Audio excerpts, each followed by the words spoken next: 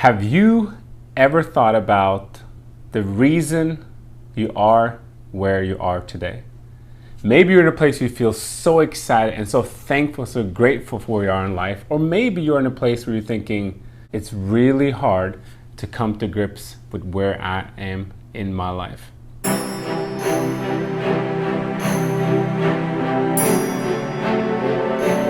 In this episode, we're going to talk about chapter 6 of John Assaraf's book called Having It All.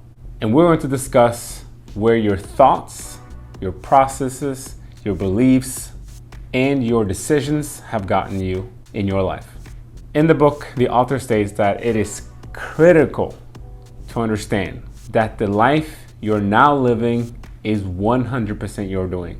And he also says that it is imperative that you accept total responsibility for the results in your life.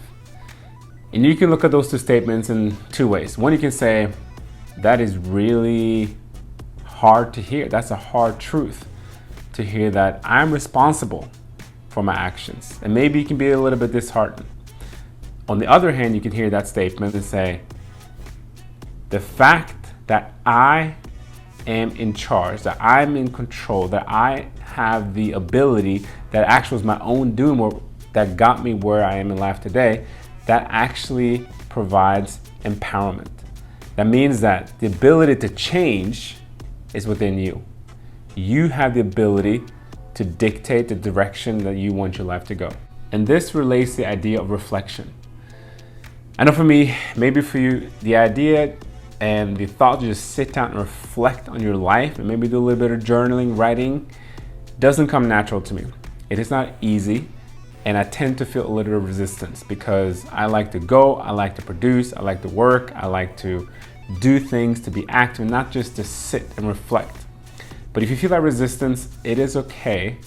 But I encourage you to take a little bit of time to reflect. I'm going to give you a practical assignment at the end of this video, what you can do to be more aware and understand the reasons, the decisions, the beliefs, the thoughts have gotten you where you are in your life today.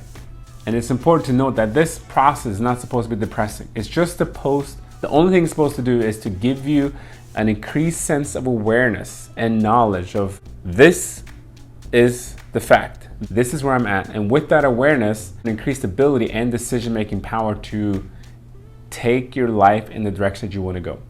And I will say this channel is all about thinking and growing, but with that growth, you want to use it to contribute, to give, to serve, to love, because that is what I believe life is about. I believe that's what people need, and I believe that what deep down, that's what all people want.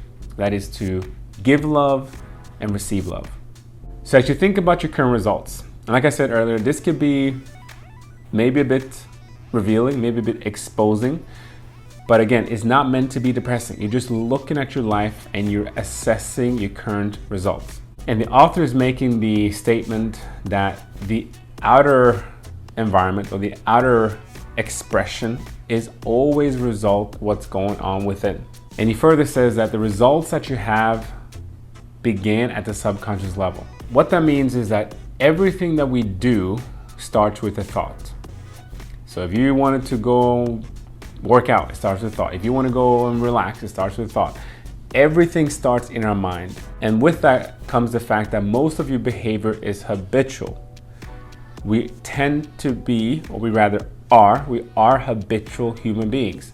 And since most of our thoughts starts a chain reaction, the chain reaction tends to also be habitual.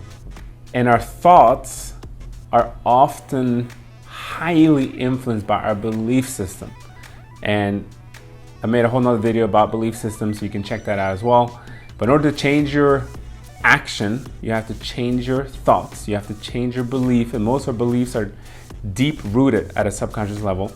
And once you change your thoughts, you change your beliefs, that will change your action, and your action obviously will change your life or the outcome. So the first step is to start by changing your beliefs. And we all have beliefs. Some beliefs are serving us and some beliefs are not serving us.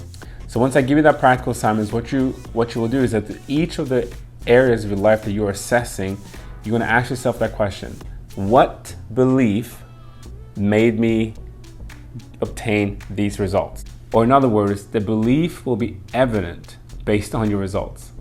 And when it comes to results, whether that is health, financial, relationships, emotional health, spiritual health, you can't really deny the results. It just is what it is. It's the results, it's the facts that are currently in your life, and they are what they are. So the results are evident, but what created those results tend to be our belief system and our thoughts. In the book, he calls this the true north chart. So this is a chart that is showing you where you're headed, is showing you what your results are currently. And with this chart, you should be able to assess what beliefs, what thoughts, what programming, what neural programming, what subconscious habitual patterns of behaviors have you done consistently over time, which are brought you to this point in life. So for this exercise, what you can do is take a blank piece of paper or a journal, and you want to write down the most important areas in your life. And I'm gonna leave that up to you, what you think those are. It could be things like physical health, emotional health, mental health, spiritual health, relationships, finances, and whatever else that you think are the most important areas of your life.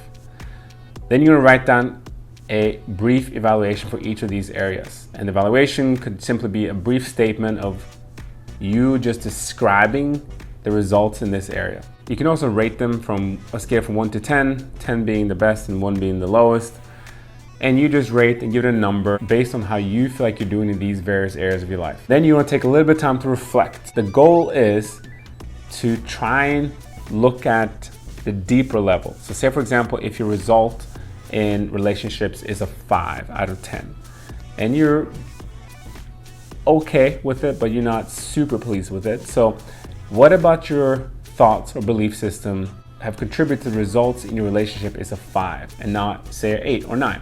And maybe your belief system is that the most important thing in life is to work, or the most important thing in life is to be productive, or the most important thing in life is to make money, or people cannot be trusted, just to throw out some ideas. So you're trying to understand, what is this belief system that I've contributed to this state within this particular area of my life?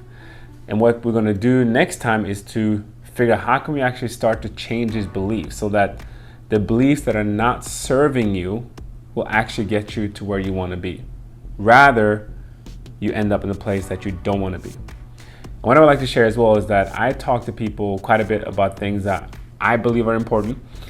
And I've read studies, talked to people, read books, listened to podcasts, and a lot of people at the end of their life sadly look back and say, I wish I did this.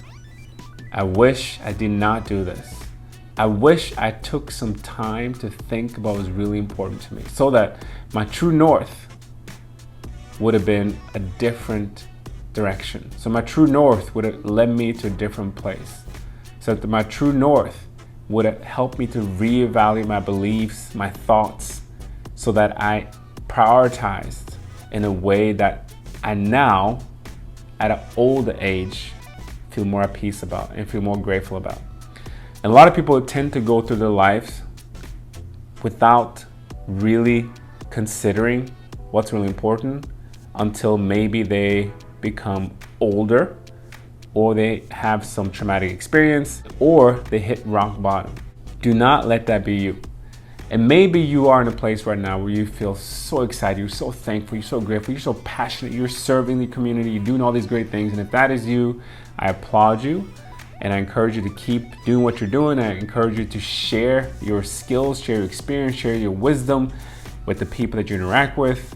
But if that is not you, I want to encourage you as well that now, hopefully, you have a increased awareness.